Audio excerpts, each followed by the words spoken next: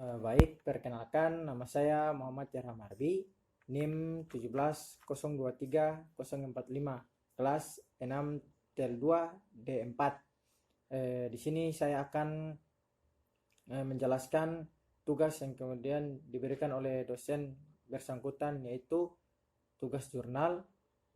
Langsung saja, jurnal yang kemudian saya ambil atau saya pilih di sini yaitu perancangan sistem transmisi daya listrik bertegangan 150 kV dan berkapasitas 35 MVA di Kabupaten Bulungan, Kalimantan Timur. Jadi sini saya sedikit menjelaskan ketersediaan dan penyaluran sumber energi listrik perlu ditingkatkan semaksimal mungkin untuk memenuhi kebutuhan energi tersebut. Salah satu langkah yang dilakukan adalah merencanakan perancangan transmisi 150 kV di Kabupaten Bulungan. Penelitian ini membahas mulai dari gardu induk 150 kV sejauh 300 meter sampai 150 kV mangkuk padi. Jadi ada beberapa komponen atau bahan yang nanti kita bahas terkait dengan ketersediaan dan penyaluran sumber energi listrik, yaitu sebagai berikut. Ada konduktor, isolator, transmisi 150 kV, dan adongan menar. Di sini ada beberapa poin yang nanti saya jelaskan, yaitu ada 3 poin yang ada 4 poin dan kemudian ada rincian-rinciannya. Ada beberapa poin selanjutnya. Yang pertama ada pendahuluan metodologi, itu poin A. Poin B, adapun beberapa poin komponen sistem transmisi tegangan listrik sebagai berikut. Ada 8 poin. 1. Konduktor, 2. Isolator, 3. Saluran tiang penyangga, 4. Lendutan, 5. Jarak rentang atau gawang, 6. Pemilihan ukuran konduktor, 7. Jatuh tegangan, 8. Pentanahan kaki menara. Poin C. Adapun beberapa poin hasil data perancangan dan analisis. Ada 8 poin di sini. Yang pertama, tegangan, 2. Panjang kawat SUTM, 3. Kapasitas antar arus, 4. Penentuan span gawang, 5. Jatuh tegangan, 6. Menghitung adongan, 7. Isolator, 8. Resistansi pentanahan kaki menara. Poin yang terakhir yaitu kesimpulan.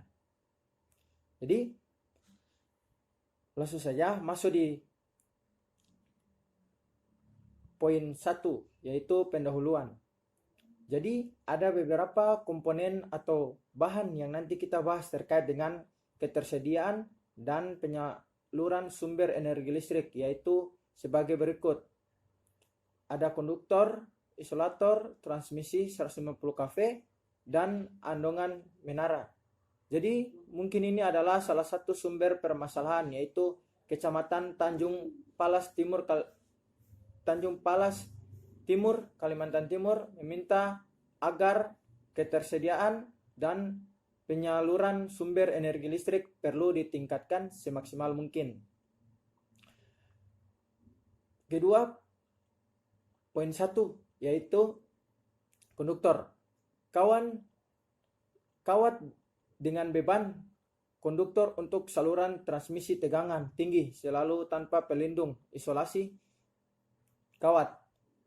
Ini hanya kawat berbahan tembaga atau aluminium dengan inti baja, steel reinforced aluminium cable atau ACSR, telanjang besar yang terbentang untuk mengalirkan arus listrik. Itu ada isolator. Isolator pada sistem transmisi tenaga listrik di sini berfungsi untuk penanganan bagian konduktor terhadap ground. Isolator di sini tersebut dari bahan porselein, tetapi bahan gelas dan bahan isolasi sintetik juga.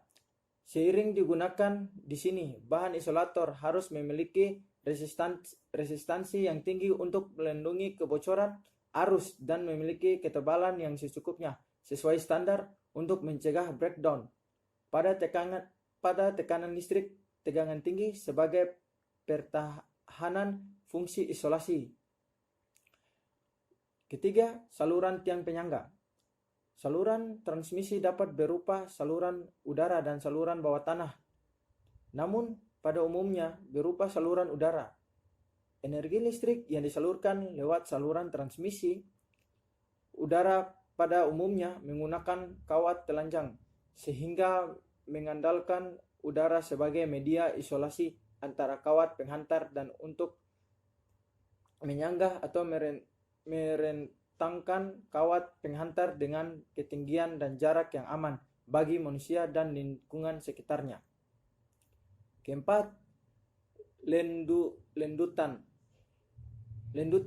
atau sagging. Penghantar antar dua tiang ditentukan oleh berat penghantar, jarak rentang, dan kuat tarik penghantar. Yang kelima, jarak rentang atau gawang.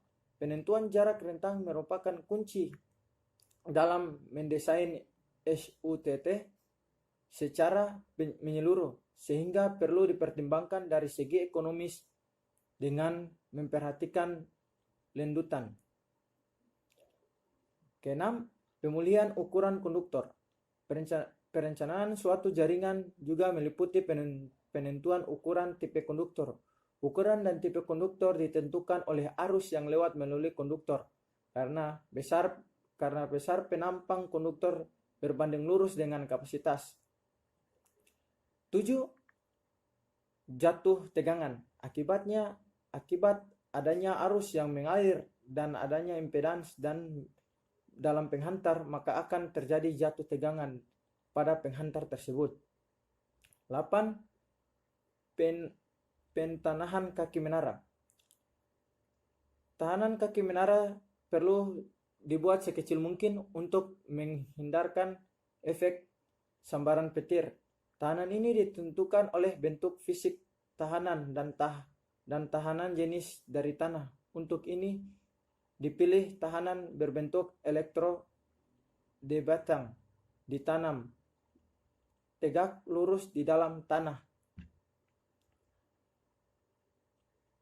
Ketiga, yaitu hasil data perancangan dan analisis.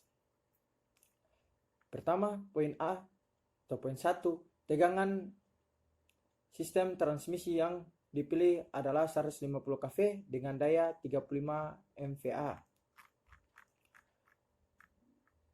Kedua, yaitu ada panjang kawat SUTM, yaitu panjang saluran transmisi adalah 30 km antara gardu induk sampai gardu induk Mangkupadi. Mungkin itu ada beberapa poin selanjutnya yang mungkin lebih banyak rumus. Mungkin saya akan menampilkan beberapa contoh rumus.